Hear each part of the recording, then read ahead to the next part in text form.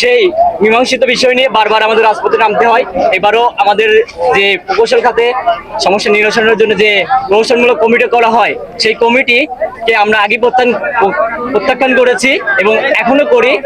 তারা একটি সুপারিশের কথা বলছিলাম, যেটা আমরা নিশ্চিত হয়েছি 33%। সেই 33% আমাদের জন্য, যেটা ডিপ্লোমা শিক্ষার্থীদের জন্য সংরক্ষিত, সেই পদে বিএসসিদের জন্য 33% কোটা নির্ধারণ করতে চাচ্ছে, যেটা অর্থাৎ ডিপ্লোমা শিক্ষাকে, কারিগরি শিক্ষাকে ধ্বংস করার নীল নকশা বলা যায়। এবং এখন আমি যে নিউজটা পেয়েছি যে এই 33% কোটা, যেটা প্রজ্ঞাপন জারি করার জন্য জ্বালানি উপদেষ্টা সেক্রেটারি আমাদের আইডিবির কবির সাহেবের বাসায় গেছেন সিগনেচার নেওয়ার জন্য। আমরা পাবনার মাটি থেকে বলে দিতে চাই, তার সেক্রেটারি কেন, তিনি নিজেও স্বয়ং যদি যান তার বাসায়, তারপরে কোনো স্বাক্ষর দেওয়া হবে না। আমাদের দশম গ্রেড আমাদের অধিকার, আমরা ছিনিয়ে নেব।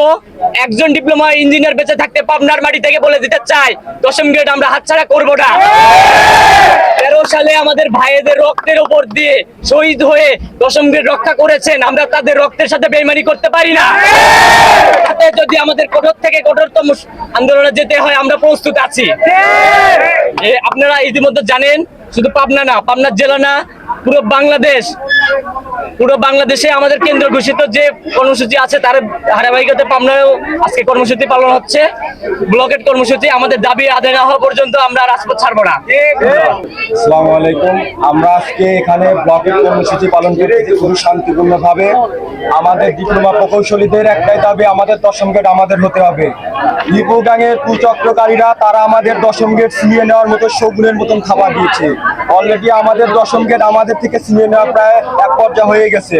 আমরা গত পরশুদিন ডিসি বরাবর স্মারকলিপি জমা দিচ্ছি এবং জেলা পুলিশ সুপারের বরাবর আমরা একটা স্মারকলিপি জমা দিছি। এখনো পর্যন্ত আমরা কোনো কার্যক্রম পাইনি এবং এই লিপু গ্যাং তারা ওই আমাদের যে স্মারকলিপি জমা দেওয়া হয়েছে, আমাদের উপদেষ্টা আমাদেরকে 1%ও তারা সুপারিশ করবে না। আমরা তারই প্রেক্ষিতে আজ সারা বাংলাদেশ পলিটেকনিক তারা ব্লকেট কর্মসূচি পালন করতেছে তাদের বিভিন্ন স্থানে। সেই ক্ষেত্রে আমরা আজকে শান্তিপূর্ণ ব্লকেট কর্মসূচি করতেছি এবং এখানকার প্রশাসন আমাদের সাথে খুবই ভালো আচরণ করেছে। তারা আমাদের কোনো হেনস্থা করে নাই, তারা আমাদের কোনো জোরগুলো কিছুই বলে নাই। আমাদের কথা তারা মেনে নিয়ে আমাদেরকে শান্তিপূর্ণভাবে এই কর্মসূচি পালন করতে দিতে ধন্যবাদ জানাই আমি পাবনা সকল। ঠিক আছে, এখন ভোগান্তি, আমি একটা কথা বলতে চাই, মানুষের ভোগান্তি একদিনের, আমরা যদি আমাদের এই দশম গেট না আনতে পারি আমাদের ভোগান্তি সারা জীবনে। এটা তো আপনারা বললেন শান্তিপূর্ণভাবে ব্লকেট, শান্তিপূর্ণভাবে তো এটা শান্তিপূর্ণ, হ্যাঁ মানুষকে রাস্তা বন্ধ করে ব্লকেট করে কি এটা সমাধান হওয়া সম্ভব? হ্যাঁ, রাস্তা বন্ধ না করা ছাড়া আমাদের কোনো উপায় নেই। আমাদের ফয়সালা আজকেই হবে, না হয় আমাদের ডিপ্লোমা একদম বন্ধ হয়ে যাবে। আমাদের ডিপ্লোমা খাতে আমরা শুধুমাত্র দশম গেটে উপসহকারী প্রকৌশলী হিসেবে আমরা চাকরি করতে পারি, সেটাও যদি না থাকে তাহলে আমরা কিভাবে তারা। ঠিক আছে।